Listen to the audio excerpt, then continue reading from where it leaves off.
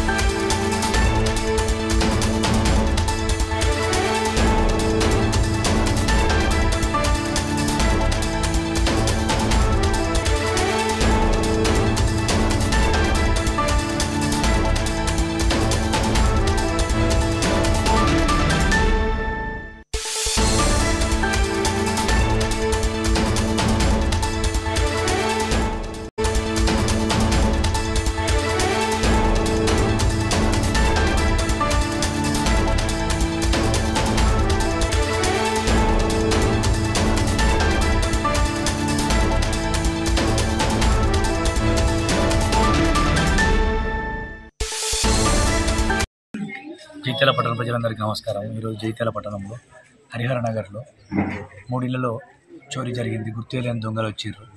మాస్కులు, hand gloves వేసుకొని రావడం జరిగింది.